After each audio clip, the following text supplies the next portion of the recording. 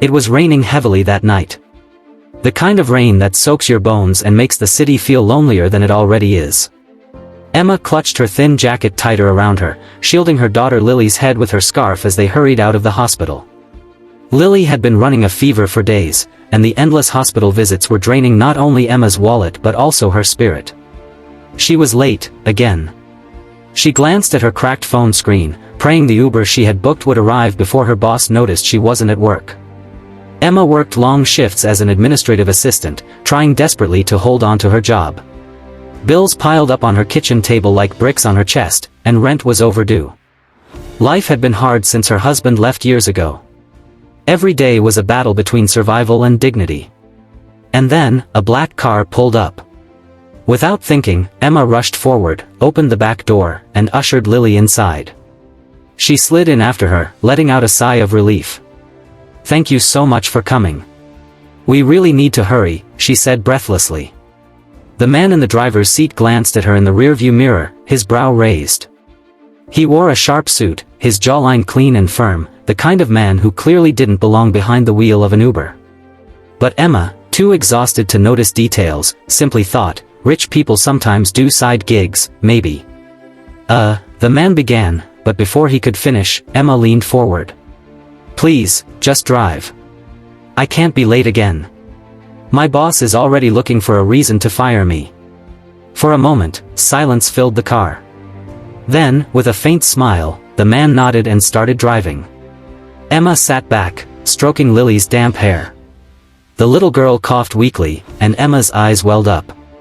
She whispered, almost to herself, "I don't know how much longer I can do this. I'm so tired." The man's hands tightened on the steering wheel. He didn't say anything, but something about the quiet determination in his expression hinted that he understood more than she thought. The next morning, Emma rushed into the office building, her clothes still damp from the rain, hair pulled into a messy bun.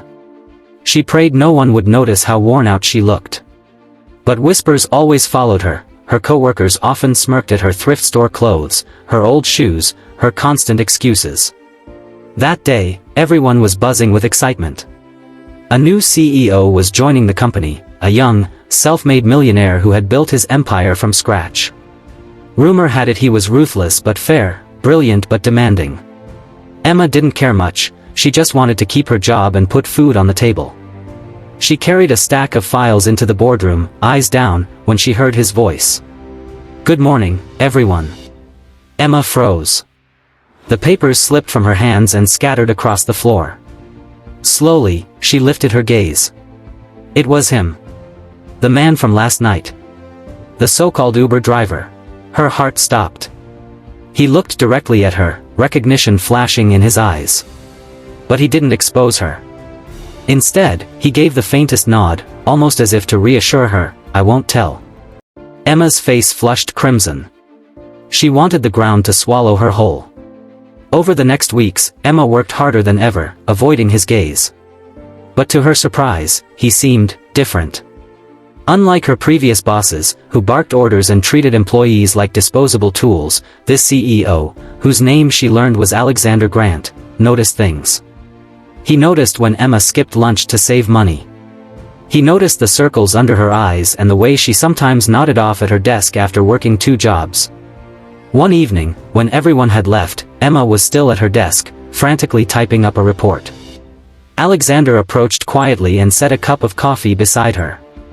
"You're working too hard," he said gently. Emma stiffened. I need this job, sir. Please don't think I'm slacking. I promise." "I don't think that at all," he interrupted softly. "In fact, I think you're stronger than most people here." For a moment, Emma couldn't breathe. No one had ever said that to her before. But life didn't suddenly get easier. Lily's health worsened, and Emma found herself facing an impossible choice: pay rent or pay for medicine. One night, she broke down in the tiny kitchen, head in her hands, whispering apologies to her daughter who slept fitfully in the other room. The next morning, Emma dragged herself into work, only to find an envelope on her desk. Inside was a note in Alexander's handwriting. "Take care of what matters most. The rest can wait." And tucked within was a check, a sum large enough to cover Lily's treatment and then some. Emma's hands shook. She marched into his office, tears in her eyes. "I can't accept this," she said, her voice breaking. Alexander leaned back in his chair, his gaze steady. "Emma, when I was young, I watched my mother work 3 jobs to keep us alive. She never accepted help because she thought it meant weakness. But I learned something: accepting help is sometimes the bravest thing you can do."